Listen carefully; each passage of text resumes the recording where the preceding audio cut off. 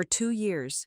I was blacklisted by every major firm, not for lack of talent, but because one man made a phone call before I even arrived. He branded me a thief, terrified that I would rise. He never suspected that 15 years ago. My grandmother prepared a red wax-sealed envelope designed to do one thing. It was not a gift, but a legal trap to put the hunter in handcuffs. My name is Leah Gonzalez, and I am 29 years old, currently sitting in a chair that costs more than my car, trying to stop my hands from trembling. I am on the 42nd floor of the Solstice Risk and Compliance Group, a building that smells like ozone and aggressive litigation. In my lap, my fingers are digging into the edges of a thick yellowed envelope sealed with red wax. It looks ridiculous in a place like this. An artifact from another century sitting against the sharp, modern fabric of my skirt. But I cannot let it go. It is the only weapon I have left. For 24 months, I have been invisible. I have sent out exactly 53 resumes. I know the number because I have counted every single silence. 53 applications to the best firms in the state, places that used to recruit me before I even graduated, and 53 times, I received the same hollow response. They did not ask for my portfolio. They did not ask for a preliminary interview. They did not even ask to speak to me on the phone to verify my identity. They just sent the standard rejection, always with one specific phrase embedded in the middle of the polite corporate text. We cannot take the risk. It was a sentence that branded me, in this industry. Risk is what we manage, not what we hire. To be called a risk is to be called a cancer. I knew who was behind it. I did not need a private investigator to tell me that a man with a phone and a vendetta had poisoned the well before I could even take a sip. My father does not break bones. He breaks futures. He ensures that when you walk into a room, the air has already been sucked out of it. My phone vibrated against my thigh, a sharp, angry buzz that made me jump. I glanced down at the screen. The caller ID simply read, "Private." My stomach turned over. That was his signature. Victor Gonzalez does not call from a number you can block. He calls from the void. He was calling to check if I had broken yet. He was calling to see if the silence of 53 closed doors was loud enough to force me back to his doorstep, begging for scraps. I let it ring. I let it vibrate until it stopped, leaving a phantom sensation on my leg. I would not answer. Not today. Today was different. Today, for the first time in 2 years, a human being had actually invited me inside. A receptionist with hair pulled back so tight it looked painful walked around the massive marble desk. She did not look at the other 2 candidates waiting in the corner. She looked straight at me.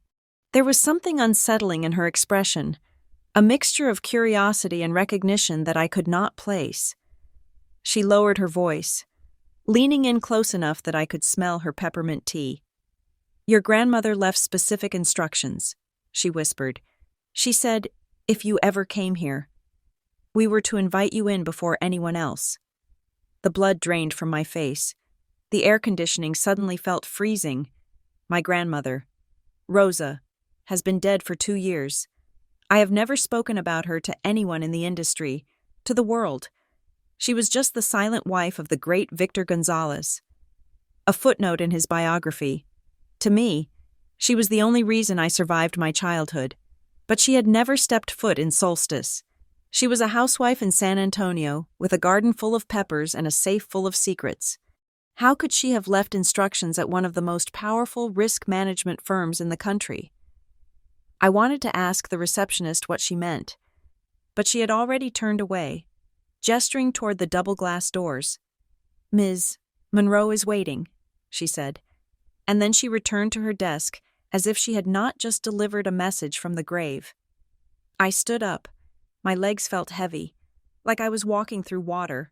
I clutched the envelope tighter. The red wax dug into my palm. I walked past the other candidates, ignoring their stares, and pushed open the heavy glass doors. The conference room was vast. One entire wall was glass, overlooking the city skyline, making the cars below look like toys that could be crushed with a thumb. A long mahogany table stretched down the center, surrounded by 12 leather chairs. but the room was silent. The chair at the head of the table was empty. There were files arranged neatly at the empty seat, a glass of water, and a tablet, but no person. It felt like a stage set for a play that had not yet started. The other chairs were occupied by serious-looking men and women in suits who stopped talking the moment I entered. They did not look at me with the dismissal I was used to. They looked at me with expectation. They were waiting for someone, and terrifyingly, it seemed they were waiting for me. I sat down at the opposite end of the table, placing the envelope in front of me. The red wax seal caught the light. I looked at the handwriting on the front, the sharp, angular script that I had not seen in 15 years. Open only when he tries to bury you. My grandmother had given me this when I was 14 years old. She had told me it was an insurance policy, but I had never understood what she meant until the day the 53rd rejection letter arrived. I had dug it out of my closet this morning, desperate, thinking perhaps it contained money, but it felt too light for cash. It felt like paper. It felt like information. My phone buzzed again. Not a call this time, but a news alert. I have alerts set up for every major movement in the procurement industry. It is a habit I cannot break, a form of torture I inflict on myself to see what I am missing. I glanced at the screen, and the headline hit me like a physical blow to the chest. Gonzalez Procurement and Partners submits lead bid for the Solstice Uncontrolled Infrastructure Project. The room seemed to tilt. The breath caught in my throat. This was not a coincidence. My father was not just in the same industry. He was trying to get into bed with the very company I was sitting in.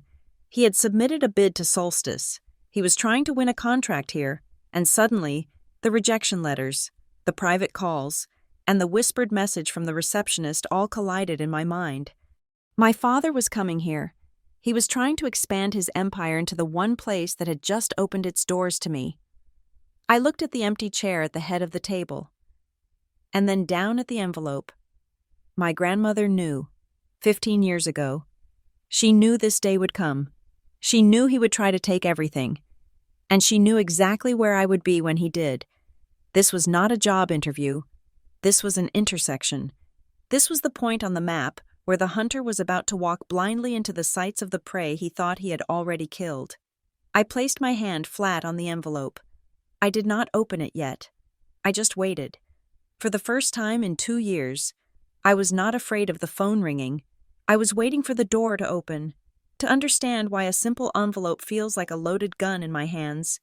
You have to look away from this cold boardroom and rewind to the blistering heat of Scottsdale, Arizona. You have to see the house.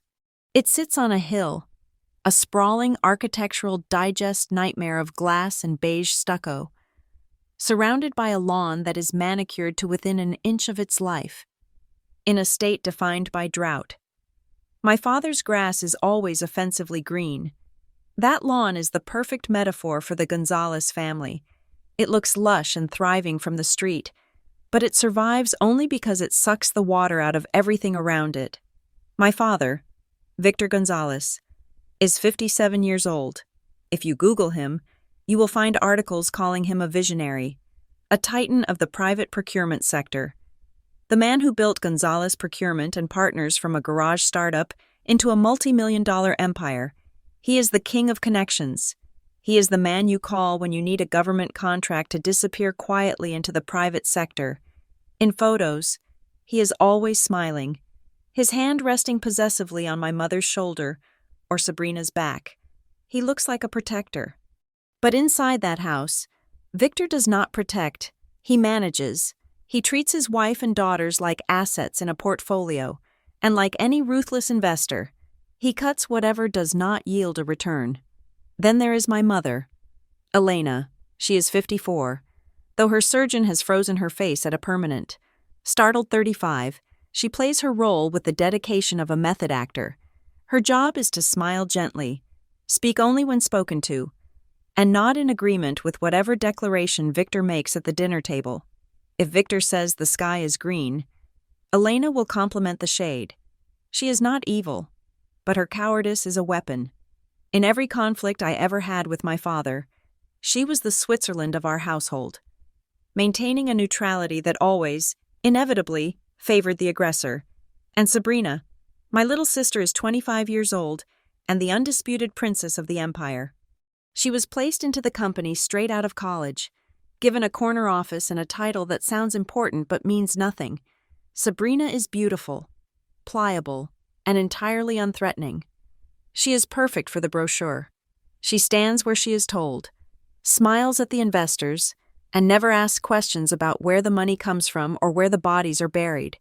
She is the heir apparent not because she is capable, but because she is obedient. But the ghost at the banquet, the silence that screams the loudest, is my grandmother, Rosa Marquez.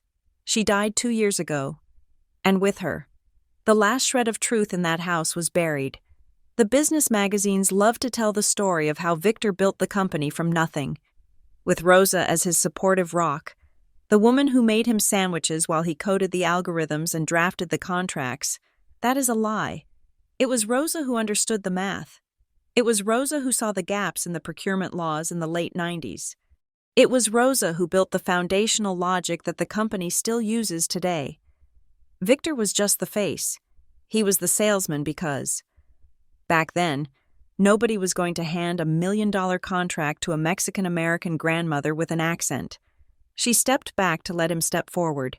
She sacrificed her name for the family's wealth, and in return, as soon as the money started rolling in, Victor slowly, methodically erased her. By the time I was in high school, he had stopped asking for her advice. By the time I was in college, he was treating her like a senile relative who needed to be managed, patting her hand patronizingly while he took credit for her genius. I grew up watching this theft in slow motion. I learned the unwritten law of the Gonzalez household early on. Men speak, women adjust. A daughter can be successful, but she must never touch the ceiling. She must never be taller than the father. I tried to break that ceiling. I went to a private university in Denver, refusing to go to the local college Victor picked out for me. I did not study marketing or communications like Sabrina. I chose risk management and fraud investigation. I wanted to understand the mechanics of the lie. I graduated at the top of my class, summa cum laude. I remember bringing my diploma home, proud, thinking this undeniable proof of competence would finally make him look at me with respect. Victor glanced at the paper while pouring himself a scotch. He did not read the honors. He just chuckled and said that it was a smart move. He said that a degree like that looked excellent on a marriage resume because it showed I was serious enough to run a household budget but not threatening enough to bore a husband. I argued back. I told him I intended to work in the field, to audit corporations, to hunt down corruption. He called me insolent. That was his favorite word for me. When I presented facts, I was insolent. When I stayed silent, I was behaving. There was no middle ground where I was just a person. The only one who saw me was Rosa. In those last years, when her health was failing and Victor was already rewriting her history in real time, she would pull me into the library. The library was the only room Victor rarely entered because he did not actually read books. He just bought them by the yard to fill the shelves. Rosa taught me the most dangerous lesson of my life. She told me that I was looking for the wrong thing. She said I was looking for love, for approval, for my father to finally say that I was good enough. You do not need them to love you. Leah, she told me, her voice raspy but her eyes sharp as glass shards. You need evidence. Love is a feeling. Feelings change. Evidence is leverage. Leverage is forever. I did not fully understand her then. I thought she was bitter. I did not know that she was playing a long game. I did not know that 15 years ago. She had walked into a bank and placed a specific set of documents into a safety deposit box. She knew Victor better than anyone. She knew that eventually, my need to be myself would collide with his need to control everything. She knew that day would come. She prepared the envelope not as a gift, but as a weapon. She knew that a day would come when Victor would not just scold me, but try to destroy me. She knew he would try to make me unemployable, to starve me into submission so I would have to crawl back to the Scottsdale estate and take my place beside Sabrina as a smiling, silent prop. So she left me a key, and she left instructions that were triggered only by a specific set of circumstances. She built a trapdoor in a burning building, knowing that one day I would be standing in the flames, sitting here now, waiting for the CEO of Solstice to walk in. I realized that my grandmother did not just leave me an inheritance. She left me a way to kill the king, and for the first time in my life, I am not the daughter who needs to adjust. I am the one holding the pen. To understand how a father becomes a prosecutor of his own child, you have to understand the anatomy of a debt, not a financial debt, but an emotional one manufactured to look like a line item on a bank statement. The crime that blacklisted me, the original sin that Victor Gonzalez cites to every employer who dares to call for a reference, began when I was 19 years old. It began with a transaction of exactly $2,918. I was a sophomore in college, already obsessed with the architecture of financial crimes, to qualify for a prestigious summer internship at a forensic accounting firm. I needed a specific suite of data analysis software and a prep course for a preliminary certification. It was not a textbook, it was a professional toolkit. The cost was significant, but for a man like my father, $2,918 was the equivalent of a rounding error. It was what he spent on a single dinner with clients. I did everything right. I played by the rules of the corporate structure he worshipped. I asked for permission during his Sunday morning coffee, the only time he allowed business talk at home. He nodded, barely looking up from his tablet, and told me to use the secondary company credit card he had issued to me for educational expenses. He called it an investment in the family brand. But I knew Victor. I knew that his memory was selective, shifting like sand depending on his mood. So immediately after that conversation, I sent him an email detailing the purchase, the exact amount, and the purpose. He replied with a single word: approved. I saved the email. I saved the receipt. I downloaded the software and thought I was safe. 3 months later, the trap snapped shut. It was a Tuesday evening. I had just come home from a late class to find the house strangely quiet. My mother was in the kitchen, aggressively polishing silverware that was already clean, refusing to meet my eyes. That was the first warning sign. The second was the door to my father's study standing wide open. Victor was sitting behind his mahogany desk, a single piece of paper centered on the leather blotter. He did not shout. He did not look angry. He looked disappointed, which was his favorite mask to wear before an execution. He gestured for me to sit. He slid the paper toward me. It was a bank statement, with one line highlighted in neon yellow. He asked me to explain why I was stealing from this family. The word hit me like a physical slap. Stealing. I felt the blood rush to my face, hot and stinging. I started to explain. I reminded him of the conversation in the kitchen. I reminded him of the software, the internship, the career path. I pulled out my phone to show him the email chain, the digital proof of his consent. Victor did not even look at the screen. He waved his hand, dismissing my evidence as if it were a fly buzzing around his head. He told me that he had authorized books and tuition. He said he did not authorize toys for a hobby that I would likely quit in a month. He said the email was a misunderstanding on my part, and that my interpretation of his generosity was convenient. Then he leaned forward, his voice dropping to a terrifyingly calm register. He said that in the real world, unauthorized use of company funds is embezzlement. He said he could call the police, but because he was a benevolent father, he would offer me a plea deal. The terms were brutal. I had to repay the full $2,918, plus 10% interest to teach me the cost of capital. Furthermore, he expected me to work in his office every weekend for the next 6 months, unpaid, to learn the discipline of labor. I sat there, 19 years old, staring at a man who was supposed to be my father, but was looking at me like a hostile witness. I realized then that the truth did not matter. The email did not matter. The receipt did not matter. He did not care about the money. He cared about the leash. He saw me stepping out, trying to build a career that did not rely on his name, and he panicked. He needed to remind me that I existed only by his permission. If I agreed to work for him for free, I would be acknowledging the debt. I would be admitting guilt. I would be trapped in his narrative, working off a crime I did not commit. Under his roof, under his rules, I stood up. My legs were shaking, but I forced my spine straight. I told him I would pay him back. I told him I would pay every single cent, with interest. But I told him I would not work for him. Victor laughed.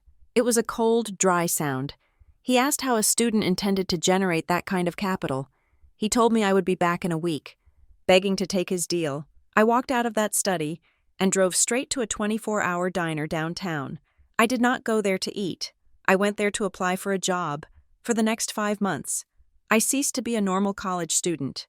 I took the graveyard shift at the diner, pouring coffee for truckers and insomniacs from 11 at night until 5 in the morning.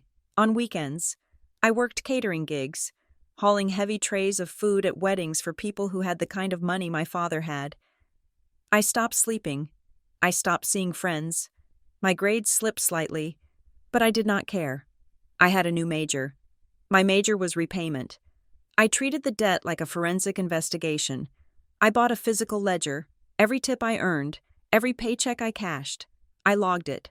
I created a column for the principal and a column for the interest. I stapled the deposit slips to the pages.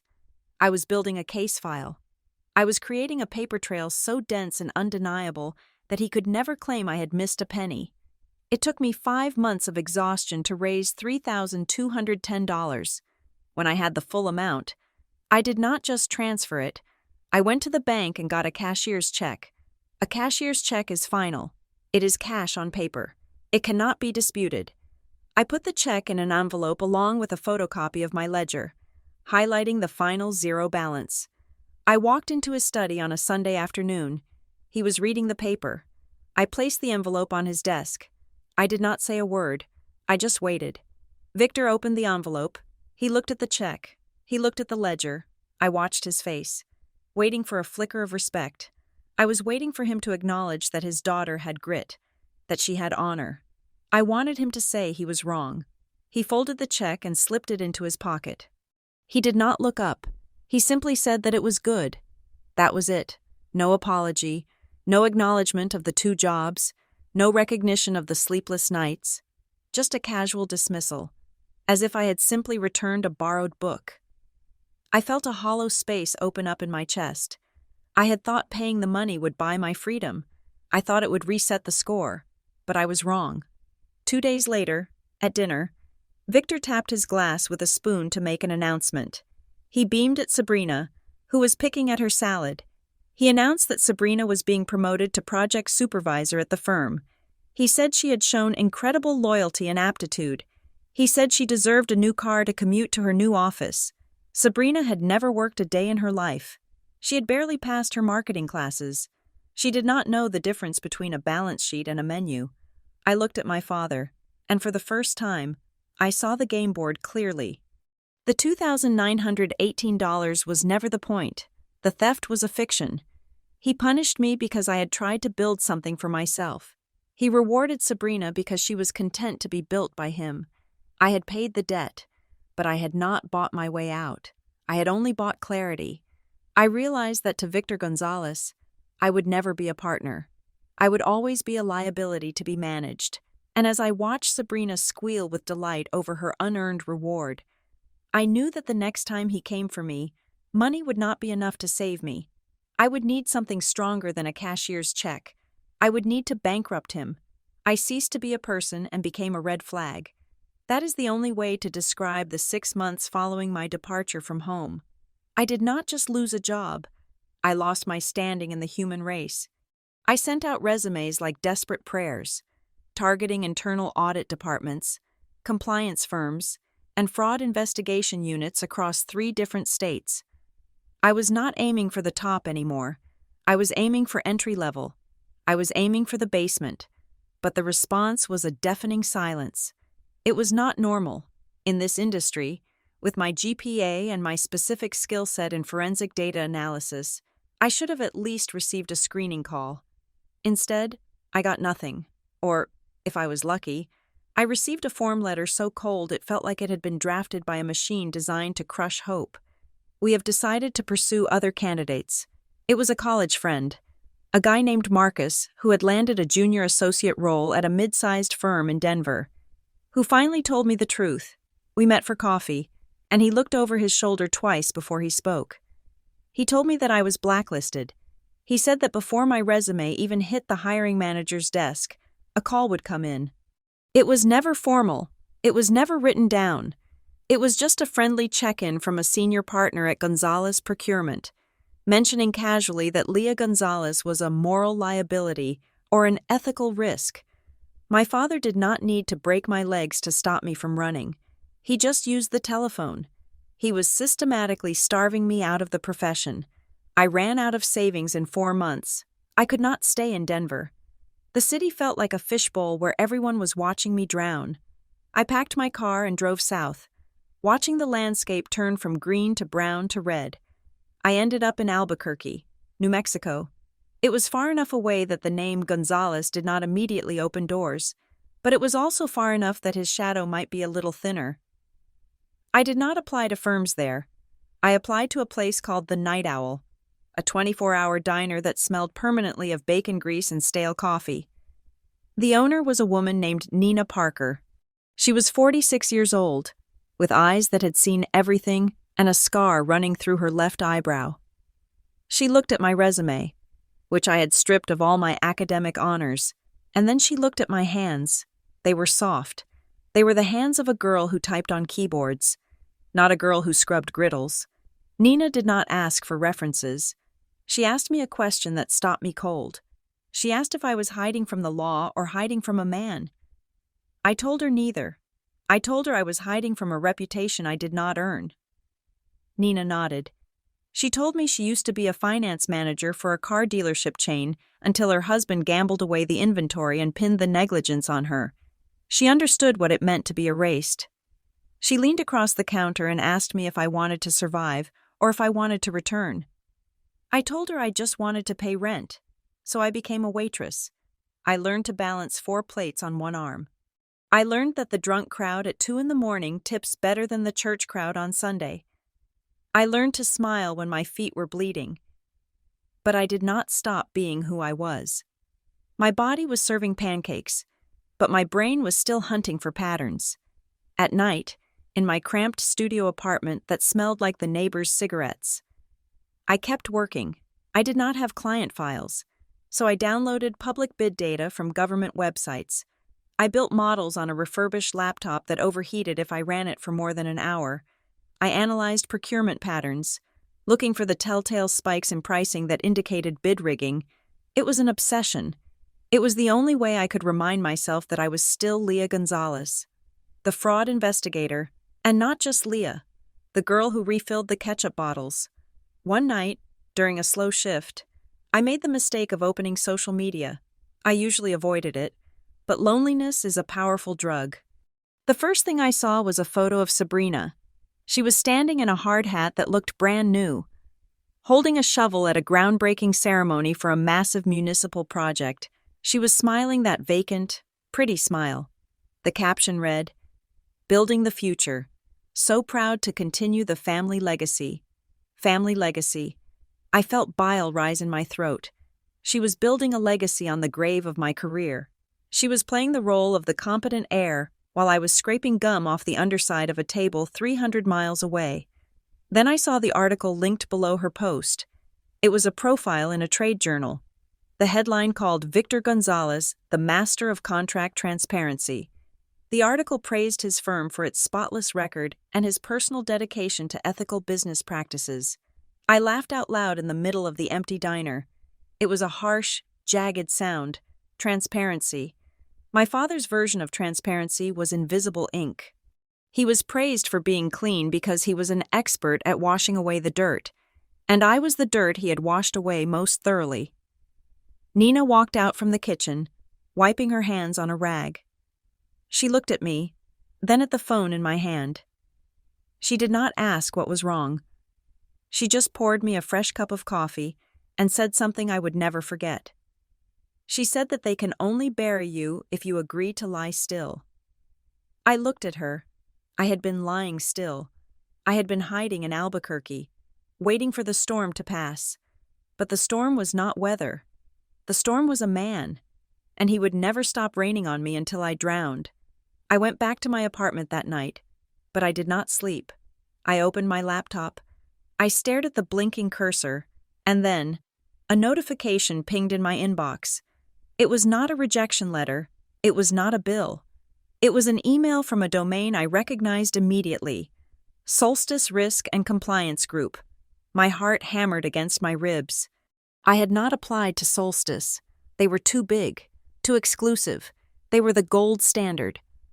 I opened the email, my hands shaking so hard I could barely click the mouse. It was an invitation. Dear Ms. Gonzalez, based on our internal review of emerging talent in the forensic data sector, we would like to invite you to undergo a special assessment for the Integrity Innovation Fellowship. I sat back in my cheap plastic chair, the blue light of the screen illuminating the peeling paint on my walls. Solstice did not recruit from diners in New Mexico. Solstice did not recruit people with ethical risks attached to their names. Unless they knew something, or unless someone inside knew something. I looked at the date on the email. It was sent at 3 a.m, Eastern Standard Time.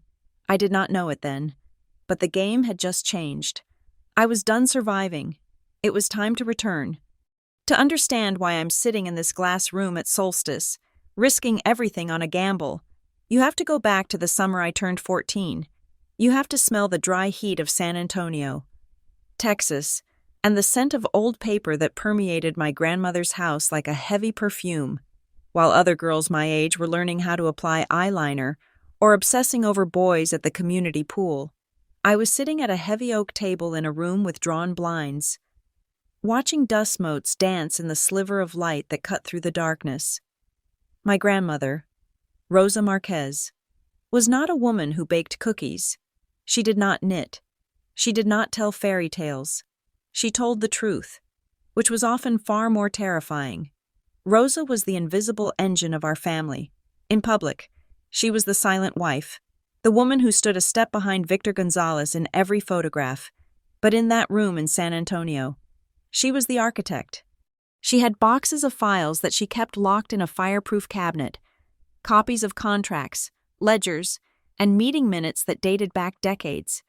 She taught me to read them. "Leah, look at the signature," she would say, her finger tracing a line on a yellowed invoice. "Look at the date.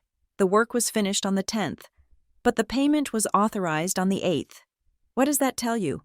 I would stare at the numbers until they blurred. "It tells me they paid early?" I would guess. She would shake her head, her eyes sharp. "No, it tells you the work was never done. You do not pay for a finished job before it is finished unless the job is a lie. Paper has a pulse. Leah, if you listen, it will tell you where the body is buried." She taught me that the most important stories were not written in ink, but in the white space between the lines. She taught me that a contract is not a promise. It is a weapon, and the person who drafts it holds the handle. She did not teach me to be a good girl. She taught me to be a witness. That summer, my father came to visit. He did not know I was in the kitchen, drinking a glass of water. When he walked into the living room with Rosa, he was pacing, his voice loud and confident, the voice of a man who believes he owns the air he breathes. He was talking about the future of the company. He was talking about succession, even though I was only 14 and Sabrina was 10. "Leah is too sharp," Victor said, and I froze. The ice in my glass clinked, and I terrified myself that he would hear it. "She asks too many questions. Rosa, she challenges me. She does not have the temperament for partnership. Sabrina is soft. She listens. She will be the future. A company needs a face that smiles, not a brain that questions the accounting." I felt my chest crack open. I had always tried so hard to impress him, to show him I was smart enough to sit at his table. And here he was, discarding me precisely because I was smart. He did not want a daughter. He wanted a mirror. I ran out the back door, past the dried-up garden, and hid in the tool shed. I cried until my throat burned.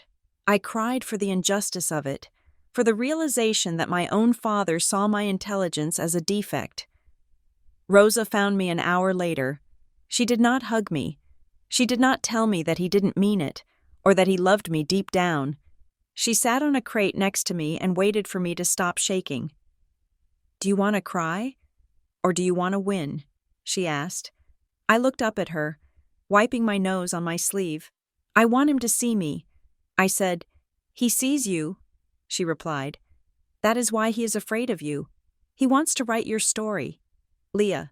He wants to write a tragedy where you are the difficult daughter who failed. The question is, are you going to let him hold the pen?" She reached into the pocket of her house dress and pulled out a small, silver object. It was a key. It was old, with a heavy, intricate head that looked like something from a different era. She pressed it into my palm and closed my fingers over it. "This is for a safety deposit box at the Canyon Crest Trust Bank," she whispered. I looked at the key, confused. "What is inside?" She did not answer. She just looked at me with an intensity that made me shiver. "You do not open this because you are curious. You do not open this because you need money. You open this only when every other door has been slammed in your face. You open this when he tries to bury you. I kept that key for 15 years. I hid it in the lining of my jewelry box, moving it from dorm room to apartment to the cheap studio in Albuquerque. It became a talisman, a superstition. I was afraid to use it. Using it meant admitting that my father had won, that he had successfully backed me into a corner from which there was no escape. 2 years ago, when Rosa died, the world saw the grieving widow of a tycoon. The funeral was a production. Victor stood at the podium, looking handsome and somber in his black suit. He delivered a eulogy that was a masterpiece of fiction. He called her his support system. He called her the wind beneath his wings. He painted a picture of a simple, loving woman who made sure his shirts were pressed and his home was warm. He did not mention that she wrote the code for his first risk assessment model. He did not mention that she negotiated the initial contracts that saved him from bankruptcy in 1998. He erased her. He took her brilliance and buried it in the casket with her body, leaving only the shell of a wife for the public to mourn. I sat in the front row, watching him steal her legacy, and I realized then that she had known this would happen. She knew he would rewrite history the moment she could no longer correct him, and she had prepared for it. The key in my pocket felt heavy that day, hot against my leg. I finally understood that she had not just left me a box. She had left me a contingency plan. She had anticipated her own erasure, and she had anticipated mine. Now, sitting in the Solstice conference room, I run my thumb over the head of that key. For 15 years, I never looked at it closely. I was too afraid of what it represented. But last night, under the flickering light of my kitchen lamp, I saw something I had missed before, etched into the metal, so faint you would miss it if you were not looking for the traces, is a number. 0211, February 11th. I felt a shock of recognition that nearly stopped my heart. February 11th was not a birthday. It was not an anniversary. It was a random Tuesday when I was 7 years old. Sitting on the floor of her office while she worked, I had asked her when I would be big enough to help her with the papers. She had looked at the calendar on the wall, tapped the date, and smiled. A rare, genuine smile. She said that some birds are born in cages. Leah, but you were born on a day the cage was left open, the day you need to fly. You will remember. Today is February 11th. My grandmother did not just leave me a key. She left me a date. She scheduled this resurrection 15 years ago. And as the door to the conference room opens and the CEO of Solstice walks in, I realize I am not just here for an interview. I am here to keep an appointment she made for me before I even knew I was in a war. I called in sick to the diner. It was the first shift I had missed in 6 months, but I knew I could not serve coffee today. My hands were shaking too badly. I drove to the Canyon Crest Trust Bank, a building that looked less like a financial institution and more like a mausoleum for secrets. It was all gray stone and hushed voices, the kind of place where money goes to be quiet. I walked up to the front desk and placed the heavy silver key on the marble counter. The metal made a dull, heavy sound that seemed to echo in the silence. The bank manager, a man named Mr., Henderson, who looked as if he had been carved out of the same granite as the walls, picked it up. He did not ask for my identification. He did not ask for my account number. He turned the key over in his gloved hands, inspecting the intricate grooves, and then he looked at me with an expression that sent a chill down my spine. "Your grandmother said you would come," he said softly. He checked his watch. She said it might take 10 years. It took 15, but she was never wrong about timing. He led me into the vault. The air inside was cool and smelled of stale currency and dust. He pulled out a long, narrow metal box from the wall, placed it on a wooden table in a private viewing room, and then he left, closing the heavy steel door behind him. I was alone with the legacy of Rosa Marquez. I turned the key. The lock tumbled with a satisfying, mechanical click. I lifted the lid, half expecting to find diamonds or gold, the standard inheritance of a wealthy matriarch, but there was no jewelry inside. There was only paper, a black leather notebook, a USB drive that looked ancient by modern standards, and 2 envelopes. One was thick, sealed with the same red wax I had seen on the envelope I carried to Solstice. The other was small, white, and bore 2 words in her handwriting: "Open second." I reached for the red envelope first. My fingers trembled as I broke the seal. Inside was a single sheet of stationery, dated 3 weeks before her death. "If you are reading this," it began, "it means Victor has finally started to bury you. It means he has realized that you are not a pet he can keep, but a threat he must neutralize. He has likely cut you off. He has likely told the world you are broken, but you are not broken. Leah, you are just unarmed. This is your ammunition." I put the letter down and picked up the USB drive. I plugged it into the secure terminal provided in the room. The screen flickered to life, displaying a directory of folders. I clicked on the first one, labeled IP Registry. What I saw made the breath catch in my throat. It was a patent registration. It was a copyright filing for a proprietary algorithm called the Dynamic Risk Assessment Protocol. I knew this system. Everyone in the industry knew this system. It was the crown jewel of Gonzalez Procurement and Partners. It was the engine that powered my father's entire empire. The unique methodology he claimed to have invented in his garage in 1999. But the name on the registration was not Victor Gonzalez. It was Rosa Marquez. I clicked through the files, my heart hammering against my ribs like a trapped bird. There were assignment of rights documents. There were royalty agreements. My grandmother had not just invented the system, she had legally ring-fenced it. She had created a structure where the ownership of the core code, the very DNA of my father's business, remained with her. And then I found the trust deed. The royalties from the use of the protocol were not going into the company accounts. For 15 years, a percentage of every contract my father won using this system had been siphoned off into a blind trust. I looked at the balance sheet. The number stared back at me, impossible and undeniable. $3.4 million. I sat back in the chair, feeling dizzy. My father had been paying rent on his own empire without even knowing it, but the money was not the shock. The shock was the beneficiary. I scrolled down to the execution clause. The trust was irrevocable. The sole beneficiary was Leah Gonzalez, not Victor, not Sabrina, just me. But there was a catch. There is always a catch with Rosa. I read the activation clause. The funds and the intellectual property rights would remain frozen, inaccessible to anyone, until one specific condition was met. The beneficiary had to secure a position at a Tier 1 national risk management firm or be accepted into an accredited integrity fellowship program without family assistance. I stared at the screen, the Solstice invitation. The moment I received that email from Solstice, the trust had unlocked. My grandmother knew that if I could get my foot in the door on my own merits, I would be ready to wield what was in this box. She had not given me the money to live on. She had given it to me as a war chest. She knew that as long as I was dependent on Victor, the money would just be a cushion. But if I was independent, the money became a sword. I closed the laptop and reached for the black leather notebook. It was a journal of sins. Rosa had kept a timeline. It was a forensic accounting of Victor's rise. Page 1, 1998.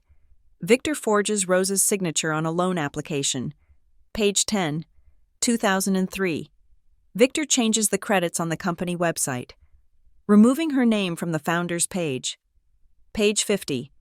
Victor routes a payment through a shell company in Nevada to hide income from the IRS. It was all there. Every lie he had ever told, every corner he had ever cut, every person he had ever stepped on. She had documented it with the precision of a coroner performing an autopsy. She had watched him erase her, and instead of screaming, she had taken notes. Finally. I reached for the small white envelope marked Open Second. Inside was a photograph. It was black and white, grainy with age. It showed a young woman standing in front of a chalkboard covered in mathematical equations. She was wearing a simple dress, her hair pulled back, but her eyes were burning with an intensity I recognized in the mirror every morning. It was Rosa, before she became Mrs. Gonzalez. Before she became the silent wife, on the back of the photo, she had written one final message. They took my name. Do not let them take yours. I put the photo down and looked at the collection of items spread out on the wooden table. The money, the patent, the proof of fraud, the timeline of betrayal. I understood now. The envelope I was carrying to Solstice, the one with the red seal that I had held in the waiting room, was not the whole story. It was just the invitation to the funeral. This box was the nail in the coffin. My father thought he had buried me in a shallow grave in Albuquerque. He thought he had starved me out of the industry.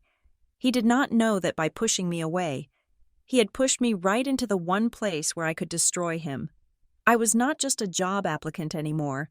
I was the legal owner of the system he used to feed his family. I was the landlord of his life, and the rent was 15 years overdue. I packed everything back into the box, except for the USB drive and the red notebook.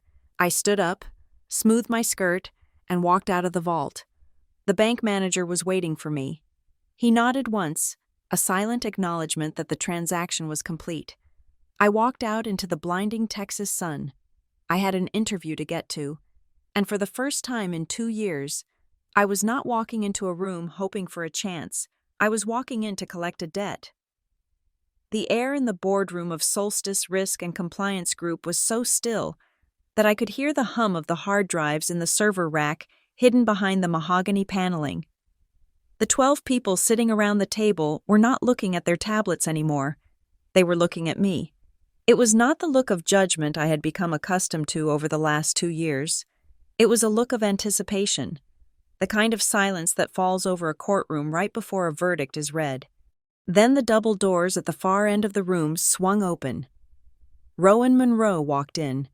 I recognized her immediately from the cover of every major business magazine in the country. But the photos did not do justice to the temperature she brought into a room.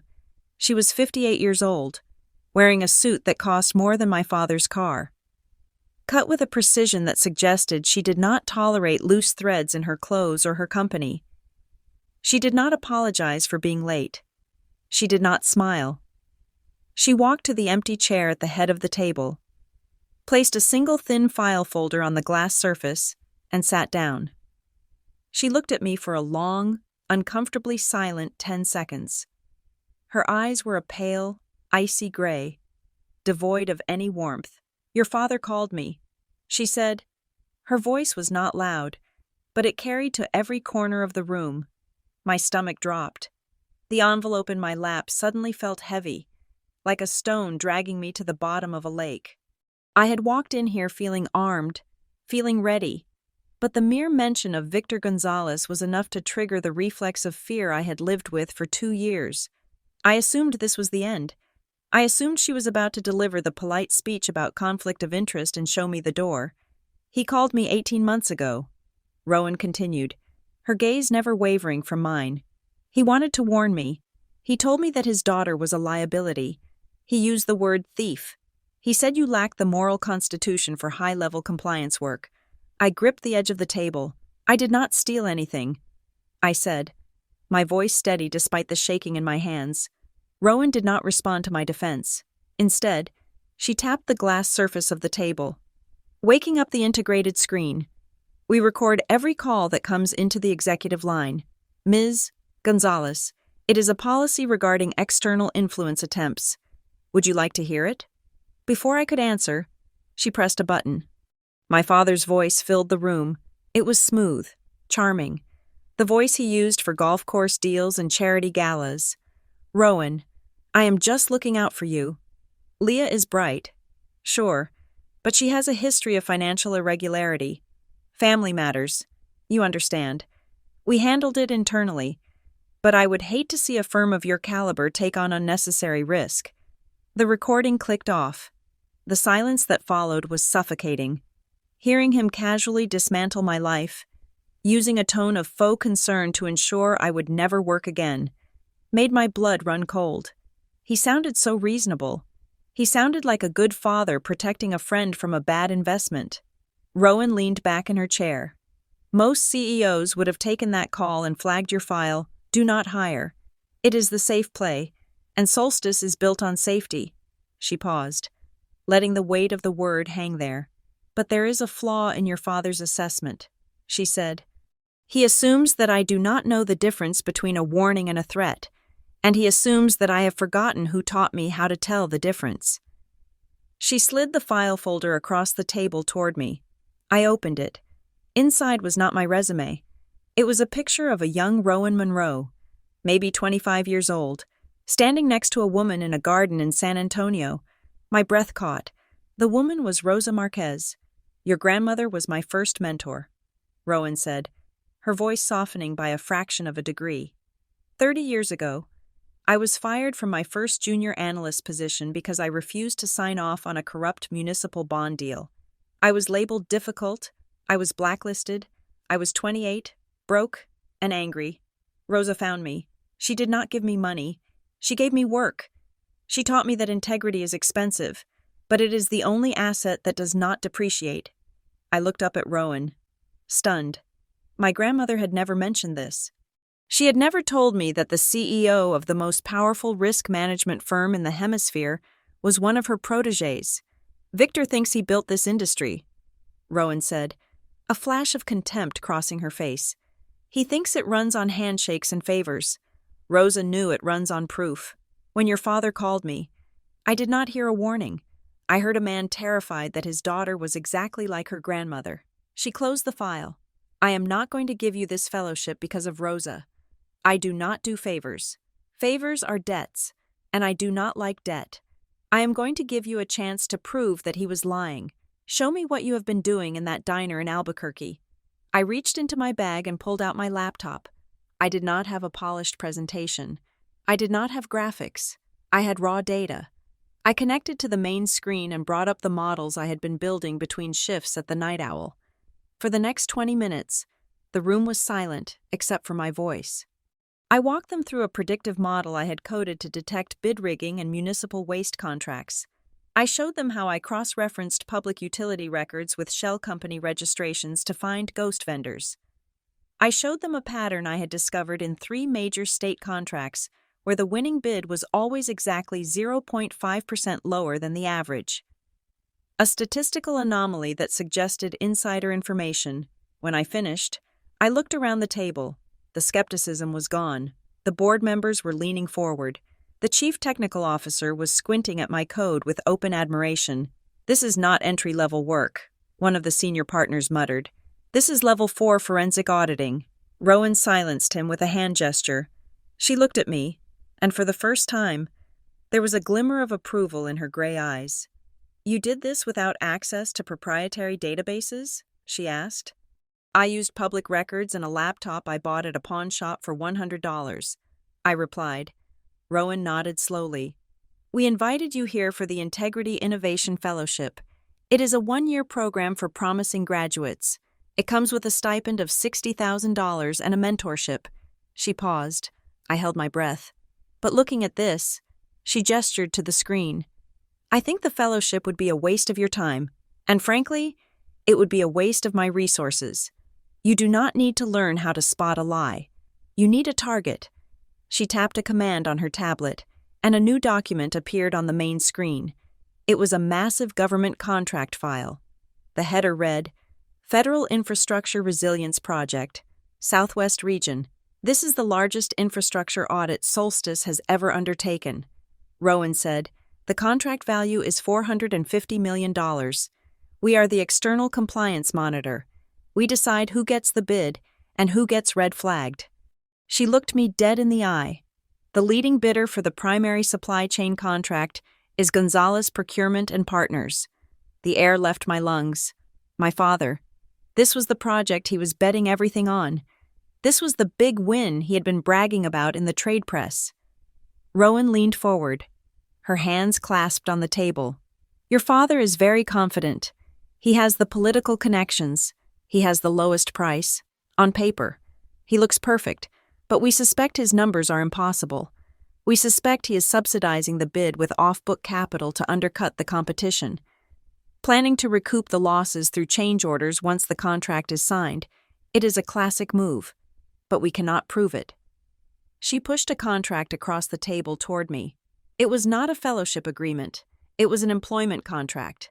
I am offering you a position as a senior forensic analyst, Rowan said. Your first assignment will be the Gonzalez audit. You will have full access to our resources, our legal team, and our data. She saw the hesitation in my eyes. I was not hesitating because I was afraid. I was hesitating because the conflict of interest was massive.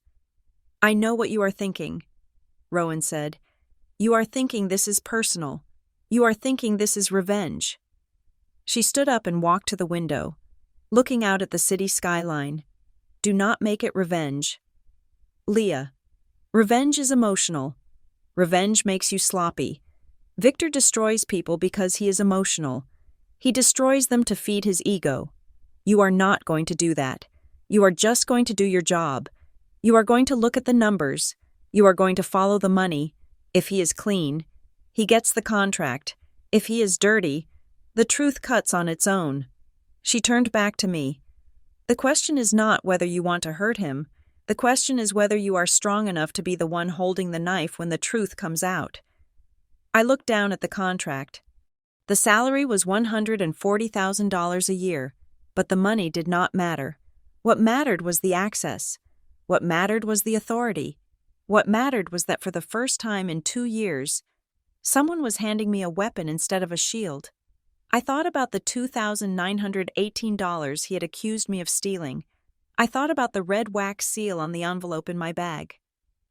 I thought about Rosa standing in the garden with a young Rowan Monroe, planting seeds that would take 30 years to bloom.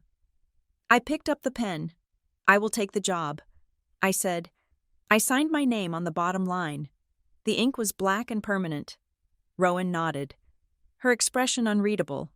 Good. You start immediately. HR will get you a badge. And Leah? I looked up. He does not know you are here. She said, let us keep it that way until the audit is complete. When he finds out, he will panic. And when a man like Victor Gonzalez panics, he makes mistakes. Be ready to catch them. I capped the pen. I was not just ready. I had been rehearsing for this moment since the day he called me a thief. It took exactly 48 hours for the news to breach the walls of the Gonzalez empire. I do not know which internal channel leaked it. Perhaps it was a junior associate at Solstice who bragged to a friend at a bar. Or maybe my father has spies in the custodial staff. It does not matter. What matters is that Victor Gonzalez found out that the daughter he exiled was now sitting on the audit committee for the contract that would define his legacy. His reaction was swift, predictable, and remarkably clumsy. I was sitting in my new office, analyzing a stack of subcontractor agreements, when an alert popped up on the internal legal server. A formal grievance had been filed against me. The subject line read, Conflict of interest and character deficit. Victor did not call me. He went straight to the board. In the complaint, he painted a picture of a vengeful, unstable daughter who had been cut off from the family fortune due to repeated incidents of petty theft and financial dishonesty.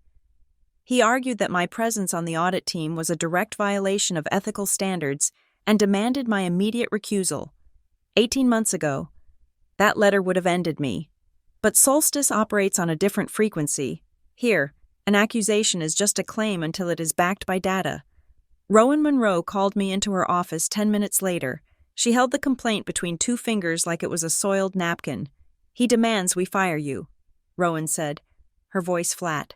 "Or at the very least, remove you from the Gonzalez file." I looked at the document. It was 5 pages of pure fiction, written in expensive legalese. "Does he have a police report?" I asked. "Does he have a court filing? Does he have a single signed confession regarding this alleged theft?" Rowan dropped the paper into the shredder by her desk. The machine roared for a second, then fell silent. "No," she said. "He has stories. We do not audit based on folklore." Leah. I replied to his counsel that unless they can produce a criminal record or a civil judgment, their grievance is noted and dismissed. Get back to work. Victor must have realized that his old ammunition was wet. The silence from Solstice told him that his reputation was no longer enough to buy my erasure. So, he changed tactics. He switched from the stick to the carrot. That evening, my personal phone rang. It was him. I answered it on the 3rd ring. I put it on speaker and set a recording device next to it, just as Rowan had taught me. "Leah," he said. His voice was warm, dripping with that manufactured fatherly concern that used to make me desperate for his approval. "We need to talk. This has gone too far." I said nothing. I just waited. "I have been thinking," he continued, filling the silence. "I was too harsh on you. You are young. You make mistakes. But you are blood. I want you to come home." I looked at the view of the city lights from my apartment window. "Home?" I asked. "To the company," he said. "I want to offer you a position. Co-CEO. You and Sabrina. Running the empire together. 50-50 split. I am getting old. Leah, I need to step back. You have the sharpest mind in the family. I see that now. It was a breathtaking offer. On paper. It was worth millions. It was the crown I had spent my entire childhood trying to earn. But I was not listening to the numbers. I was listening to the condition that I knew was coming. "There is just one thing," he added, his voice dropping a decibel. "You need to resign from Solstice first. We cannot have a conflict of interest while we restructure. Just sign a recusal form. Come home, and we will announce your appointment next week." I almost laughed. He did not want me. He wanted me off the audit. He was terrified of what I would find in the financials. He was willing to give me half his kingdom just to stop me from looking at his books for 5 minutes. I told him I would think about it. Then I hung up. I knew he was desperate, but I did not know how desperate until the next morning. I received an email on my private server. It was not from Victor. It was from Sabrina. The subject line was blank. The body of the email contained only 7 words. "Meet me, alone. I cannot sleep anymore." My first instinct was that this was a trap. Victor would use Sabrina as bait. He always had. But then I remembered the black notebook in the safety deposit box. Rosa had written a specific entry about Sabrina.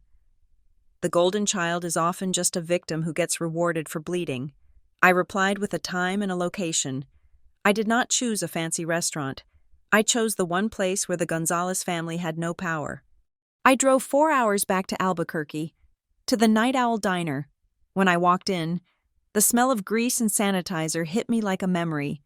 Nina, the owner, gave me a sharp nod from behind the counter but kept her distance. Sitting in the back booth, wearing a hoodie and sunglasses, was Sabrina. She looked wrecked. The perfect, polished heiress on Instagram was gone. Her skin was pale. Her nails were bitten down to the quick. And she was shaking. I sat down opposite her. I did not order anything.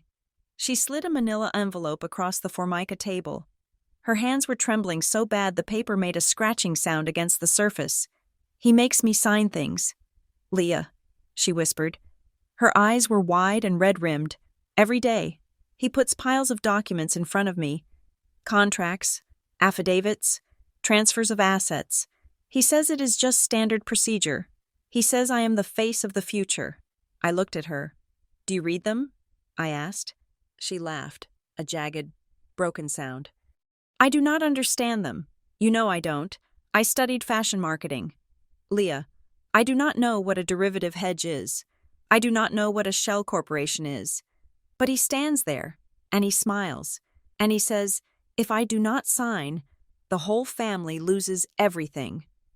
She took a breath, a ragged gasp of air. "I found this on his desk yesterday," she said. "He told me to shred it. I almost did. But then I saw the name. I opened the envelope. Inside was a single sheet of paper. It was a scan of a contract addendum, transferring the full intellectual property rights of the risk assessment protocol, the system Rosa built, from the original trust to a new holding company owned solely by Victor. It looked standard. It looked legal. Except for one detail at the bottom of the page. It was signed by Rosa Marquez. I stared at the signature. It was her handwriting. The loop of the R. The sharp slash of the M. It was perfect. Then I looked at the date next to the signature. October 14th, 2024. The diner seemed to tilt on its axis. The noise of the grill, the clatter of plates, it all faded into a buzzing white noise. My grandmother died on August 3rd, 2024. She had been in the ground for 2 months when this document was signed. I looked up at Sabrina. She was crying silently now, tears tracking down her cheeks. "He forged it?" I asked, though I already knew the answer. "He practices," she whispered. "I have seen him. He sits in his study with her old letters, tracing her signature over and over again on tracing paper. He says he is just missing her, but then he signs legal documents with her hand." I looked back at the document. This was not just a lie. This was not just unethical business practice. This was a felony. This was fraud on a massive scale. Victor had stolen the core asset of his company from a dead woman, and he had used his grief as a cover to perfect the crime. I folded the paper and put it in my bag. "Why are you giving me this?" I asked. "You know this destroys him, right?" Sabrina looked at me. For the first time in her life, she did not look like the little sister who needed protecting. She looked like someone who had realized she was standing in a burning house. "Because the last document he made me sign," she said, her voice barely audible, "it makes me the sole liable officer for the new holding company. If this comes out, Leah, he is not just stealing from her. He is setting me up to take the fall for it." I reached across the table and put my hand over hers. Her skin was ice cold. "He is not going to take the fall," I said, "and neither are you." I stood up. I had the smoking gun. I had the witness. And thanks to my grandmother's notebook, I knew exactly where the rest of the bodies were buried. "Go home," I told her. "Act normal. Sign nothing else." I walked out of the diner into the cool desert night. The drive back to Solstice would take 4 hours, but I knew I would not be tired. I was wide awake. The game of chess was over. Victor thought he was playing for a contract. He did not realize he was now playing for his freedom. The urge to run into Rowan's office and slam the forged addendum onto her desk was physical. It burned in my chest like a fever. I held the paper Sabrina had given me, the smoking gun that proved Victor Gonzalez was not just a bad father but a criminal. I wanted to see him handcuffed. I wanted to see the look on his face when the world realized he was a fraud. But I did not move. I remembered Rowan's voice in the boardroom. "Don't throw your cards until it is your turn.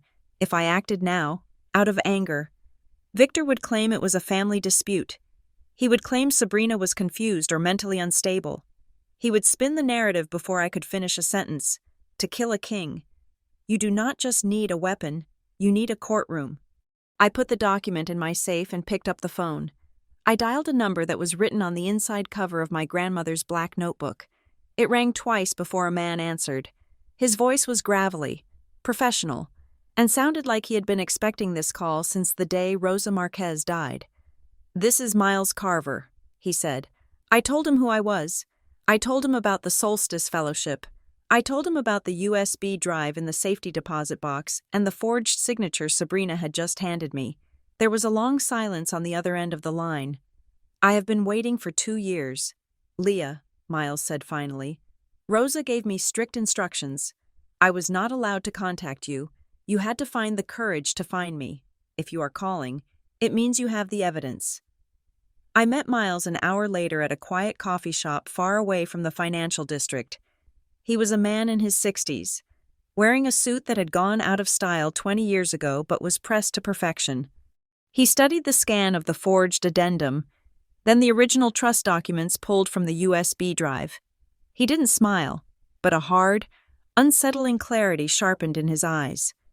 "We don't sue for emotional damages," Miles said, tapping the page. "Judges don't care about feelings. We sue for the timeline. We sue for the chain of custody. We sue for intellectual property theft, fraud, and defamation. We build a paper trail so tight he can't slip through it." Then he laid out the strategy. It was cold. It was precise. This wasn't a battle. It was a forensic breakdown. Miles would prepare the civil suit on behalf of the trust. He would draft the filings over the stolen royalties. But he told me to wait. "You're the auditor. Leah," he said. "Use your position. Give him enough rope in the record to trap himself." I went back to Solstice and did exactly that. I didn't move like a daughter. I moved like a senior forensic analyst. I opened a formal line of inquiry regarding the Gonzalez procurement bid. I sent a standard request for information to my father's compliance team. I asked for the source code metadata for the risk assessment protocol they were pitching. I asked for the development logs dating back to 1999. Victor must have laughed when he saw the request. He must have thought I was trying to look busy, trying to pretend I was a real auditor. He sent the files over the next morning with a patronizing note attached to the cover sheet, saying he hoped this would help me learn the business. He did not know he was sending me his own death warrant. I sat in the server room with the Solstice technical team. We lined up the files Victor sent against the files from Rosa's USB drive. It was brutal. The files Victor submitted had creation dates that had been scrubbed and re-stamped. He claimed he wrote the code in 2001. Rosa's USB drive contained the original source code with timestamps from 1998. He claimed sole authorship.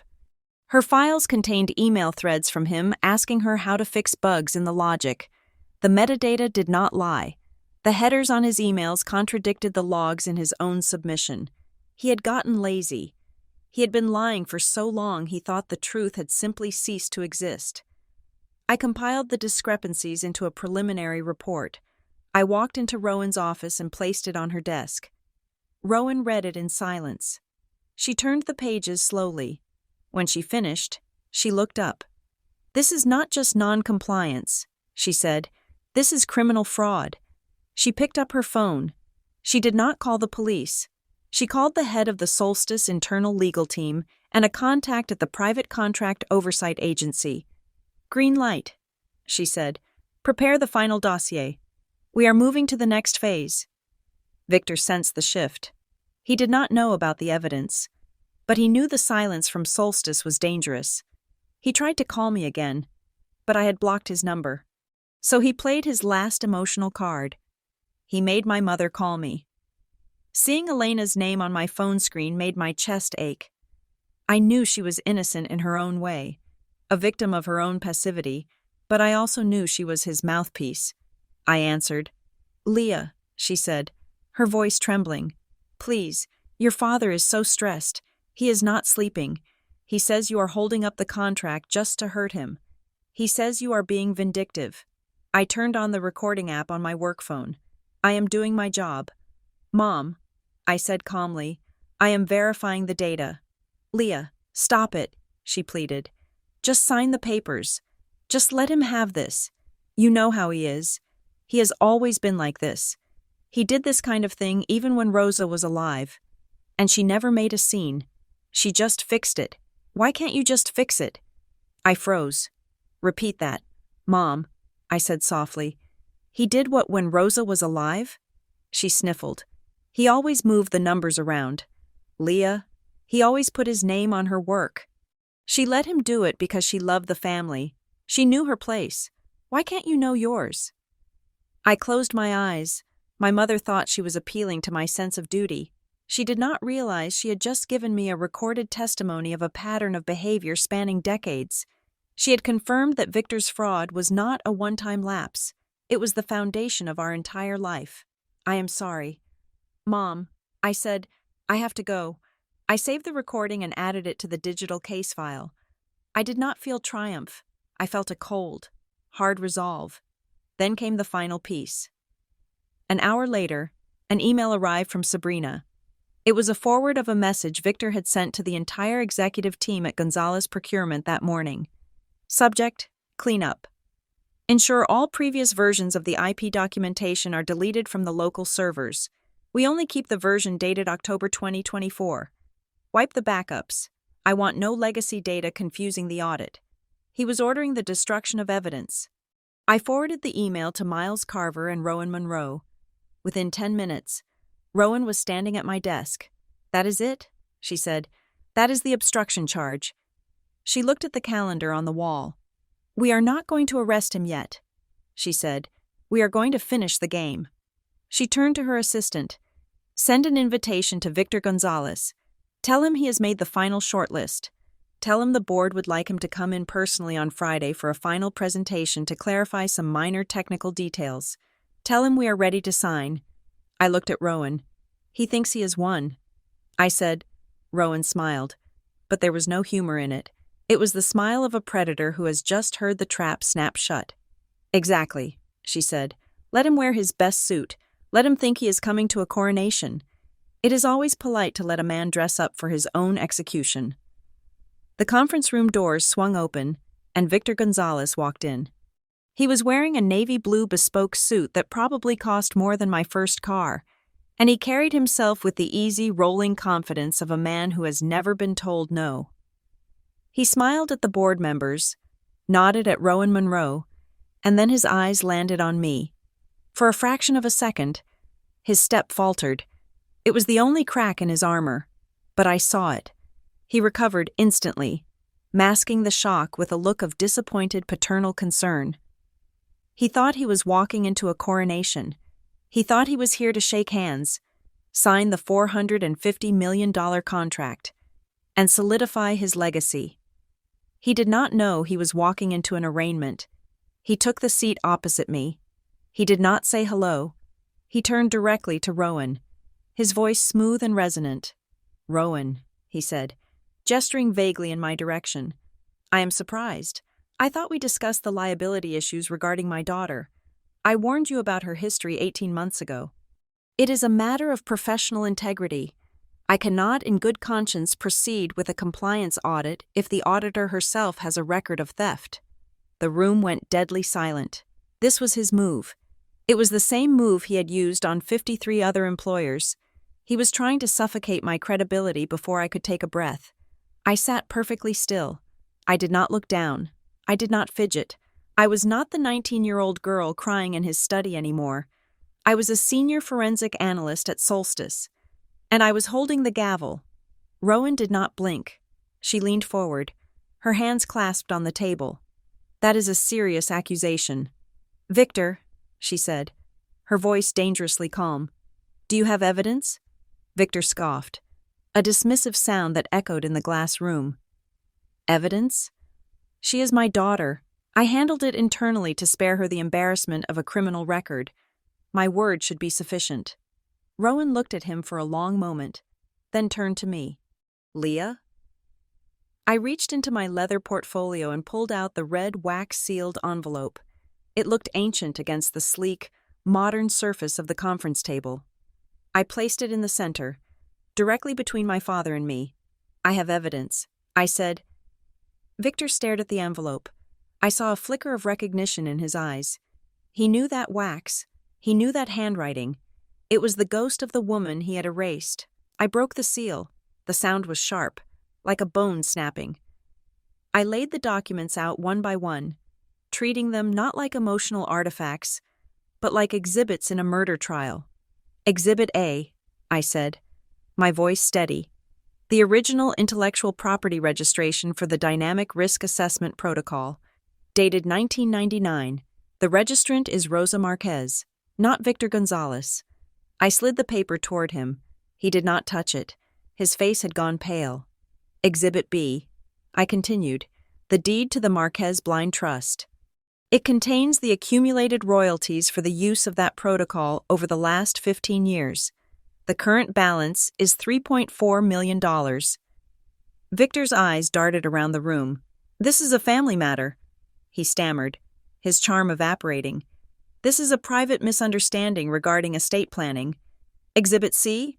I interrupted him, sliding the third document forward. "The activation clause. The trust dictates that the intellectual property rights and the funds revert to the sole beneficiary upon their employment at a Tier 1 risk management firm." I looked him dead in the eye. "I am the beneficiary, Dad, and Solstice is a Tier 1 firm. As of my start date 3 weeks ago, the system you are selling to the government no longer belongs to you. You are selling stolen goods." Victor stood up, his chair scraping loudly against the floor. "This is ridiculous," he shouted, his composure shattering. "That trust is invalid. I have power of attorney. I have an addendum signed by Rosa herself transferring those rights to me." The door behind me opened. That would be difficult. "Victor," a gravelly voice said. Miles Carver walked in. He was carrying a briefcase and looking at my father with the cold satisfaction of a hunter who has finally cornered his prey. "Miles?" Victor whispered. He looked like he had seen a ghost. "I represent the Marquez estate," Miles said, placing a cease and desist order on the table. "And the addendum you are referring to is dated October 14th, 2024. Rosa Marquez died on August 3rd, unless she signed it from inside her coffin. Victor, you are holding a forgery." Victor looked around the room, desperate. He looked at the board members, who were now writing furiously on their notepads. He looked at Rowan, who was watching him with icy detachment. Then he looked at Sabrina. Sabrina was sitting at the far end of the table, serving as the junior representative for his firm. She had been silent the entire time. "Sabrina, tell them," Victor demanded, his voice cracking. "Tell them I had verbal consent. Tell them your grandmother wanted this." Sabrina stood up. She looked at our father. For years, she had been his perfect prop, his silent doll. But today, she was trembling. She was not standing up to save him. She was standing up to survive him. She reached into her bag and pulled out a file. She did not slide it. She threw it on the table. "I will not go to prison for you, Dad," she said, her voice shaking but audible. Victor froze. "These are the emails," Sabrina said, addressing the board. "He instructed me to delete the legacy backups. He forced me to sign the new holding company documents as the liable officer. He told me it was just paperwork. He made me an accomplice." She looked at me, tears streaming down her face. "I am sorry. Leah, I am done." The silence that followed was absolute. The king of connections was alone. His lawyer was gone. His daughter was gone. His legacy was gone. Rowan Monroe stood up. "The interview is over. Mr. Gonzalez," she said, "Solstice is formally rejecting your bid due to gross fraudulent misrepresentation and intellectual property theft. We are also legally obligated to forward these findings to the Federal Trade Commission and the Department of Justice. Security is waiting to escort you out." Victor looked at me one last time. There was no love in his eyes, only the shock of a man who realizes he underestimated the one person he thought he had broken. "You are ungrateful," he hissed. "I gave you life. You gave me a debt." I replied quietly, "And I just paid it off." He was led out of the room. He did not look like a titan anymore. He looked small. In the weeks that followed, the Gonzalez empire did not just crumble, it evaporated. The investigation revealed decades of bid rigging and tax evasion. Victor was indicted on 14 counts of fraud. His reputation, the network he had used to blacklist me, turned on him. The same people who used to take his calls were now testifying against him to save themselves. I did not celebrate. I did not go to the press. I did not gloat. Instead, 6 months later, I stood on a dusty lot in San Antonio, Texas, holding a shovel. Behind me was a banner, the Rosa Marquez Integrity Scholarship and Vocational Center. I had used the $3.4 million from the trust to start it. It was not a monument to vanity. It was a school. It was a place where young people from the neighborhood could learn forensic accounting, contract law, and ethical business practices. It was a place designed to teach them how to read the fine print so that no one could ever take advantage of them. Sabrina was there, in the back row. She was serving probation for her role, but she was free. We were learning to be sisters again, slowly, without the shadow of a tyrant between us. I looked at the crowd. I looked at the foundation where the building would rise. My father had spent his life building a castle on a swamp of lies. I was building something on bedrock. My grandmother was right. You do not open the envelope because you are angry. You open it when you are ready to rewrite the ending. I drove the shovel into the earth. The best revenge is not destroying your enemy. The best revenge is building something they cannot break. Thank you so much for listening to my story. I would love to know where you are tuning in from. So please leave a comment below sharing your location and your thoughts on Leah's journey. If you enjoyed this story, please subscribe to the Lily Revenge Stories channel. Like this video, and smash that hype button to help this story reach even more people.